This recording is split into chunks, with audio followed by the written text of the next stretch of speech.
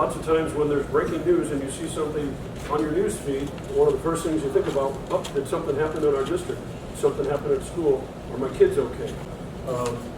Dr. Simpson, I'd like to ask you to talk a little bit about what happened for you in Joplin. Sure. I was superintendent of Joplin at that time, and this would have been about 2003. It happened a week after that another horrific school shooting and tragedy when the Amish in Pennsylvania, there was a little Amish schoolhouse and some mental case got in there and killed children. Well, that shocked the nation, shocked Joplin, and so everybody was on edge. But you don't think, well, it's just so tragic. But that on edge means you think the other shoe's gonna fall. You think we're in a zone of shootings.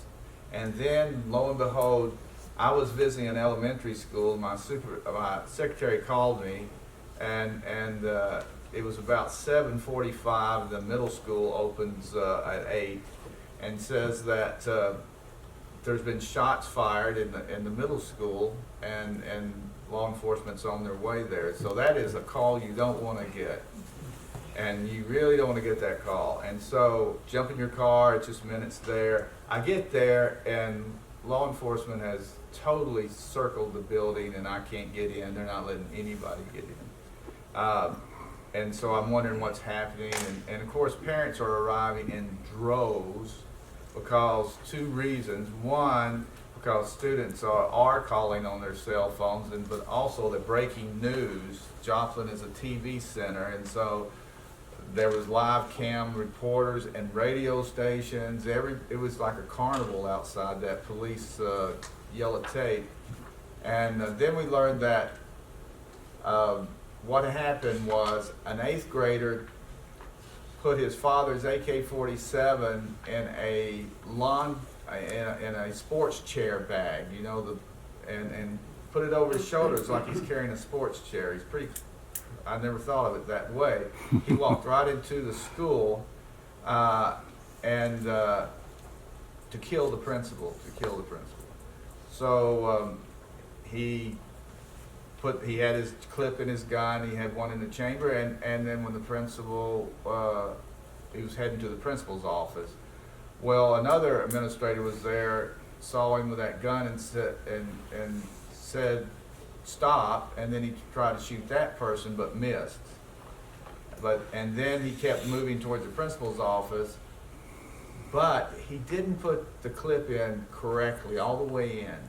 And so when he tried to fire, it wouldn't push the bullets back in, or we would have had death. But the law enforcement, in our case, was just minutes, really just minutes away. It's downtown Joplin, and the police were there, and they tackled him, almost shot him. I mean, really, it was pretty intense. If he hadn't dropped his gun and it would have started pointing more at people, they would have shot him. But he did lay his gun down. They tackled him and took him away. But the point being, I think the takeaway from that is everything changed in Joplin at that point. Immediately, it was just as bad as you can think. Attendance plummeted the next day at schools. Their parents were coming to board meetings and packing them and saying, "What are you going to do to keep our kids safe?" The media was all over it. It was a lot of changes we had to do.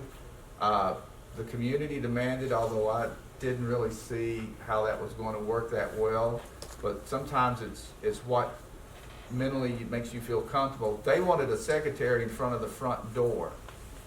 And of course, I'm thinking, I don't know if Mrs. Jones is going to really be able to take them down or not.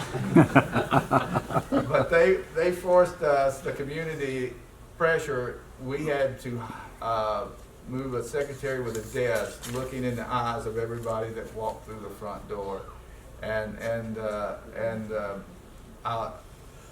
it was not easy to get a secretary to take that job. Yeah, and so, but that was a very, very, lots and lots of parts of that are, you can't even imagine how all that works out, and it takes you a long time for your community to get over it. And we were just very, very fortunate that clip jammed.